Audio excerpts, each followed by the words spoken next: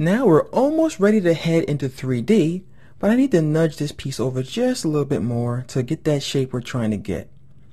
I'm going to go back to View and Preview, and then I'm going to drag select all these guys with my selection tool. I'll go to the Window menu and grab the Pathfinder, and I'm going to click this one here, Divide. Then I'll grab my Direct Selection tool, and I'll deselect and get rid of the pieces that I don't need. And voila, you have that crazy cutout. I'm going to go ahead and make it white with a gray stroke. Make the stroke a little thicker, like 3-point. And let's put this bad boy into position on our sign. Take another look at the picture. Okay, so it's right there in the middle of the red and touching the bar. Once again, we don't have to follow it exactly, because we are just interpreting what we have here. We don't have to follow the picture precisely. And it looks pretty good to me, actually. So I'm going to scale this down just a little bit so I can still see the curvature of these pieces. I'm going to simply drag select all those, press Command or Control G, and I'm going to move them right here on top of the door. Go to Object, Arrange, Send to Back, and let's see what we have. Now don't forget, we can add some shadows still. So I'm going to grab a rectangle and I'm going to add a shadow just right about here because I'm not happy with the way that looks.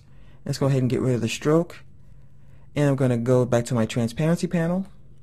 It's getting a little crowded over here, so let me grab my transparency panel, and I'm going to drop this to multiply and also dial that down.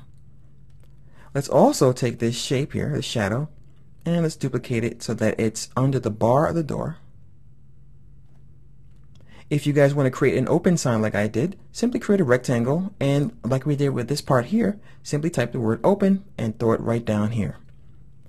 Now what we're going to do, people, is we're going to unlock the other layer with the wall, and we're going to copy and paste these things now. So I'm going to drag select to grab all of this stuff here. I'm going to press Command or Control G to group, deselect to make sure everything looks okay. And as you can see, the trees kind of went away, so I'll undo that.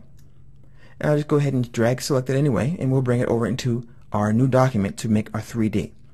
So we're going to go to File, New, Letter Size, and Landscape Mode. I'm going to close some of these panels because at this point it's gotten a little ridiculous. And I'm going to choose my 3D grid by clicking one time. And as I promised, I'm going to show you how to split these guys open. We have these tools down here, and I'm going to click on this little circle and move this grid over. And I'll grab this other one and move that one over, so we have room for our entrance. And now we're going to put our walls into place. So we already have this side selected. Let's grab our perspective grid tool. We'll go to Edit, Paste, and of course it would bring in the other shape. So let's go ahead and try that again. We're going to copy this. Okay, copy. We'll head over here again and Edit, Paste, and it's going to come in just a minute. And with our perspective grid tool, we're going to grab this guy and put it onto the grid. So grab your perspective grid tool and throw this wall into 3D. And I'm going to put it on this little dotted green line here. See this line? I'm going to toss it onto that and move it back just a little bit. Then I'm going to go and click on the 3D perspective widget guy. Click on this one, and we're going to go to Edit, Paste again to bring in another one of those. And we're going to move this one on this wall and put it onto the green line so that they match up. Then let's head back to our other document, and we're going to grab our regular selection tool, and we're going to grab all these guys, and we're going to copy, Edit, Copy. We're going to head back to our grid, and we're going to deselect everything, and we're going to go back to our regular selection tool because we don't want this part in the middle to be in 3D. Edit, Paste. Let's go ahead and shift and hit this guy here to scale it down in proportion and put it into position, and if need be, scale it up a little bit and also scale it on the sides.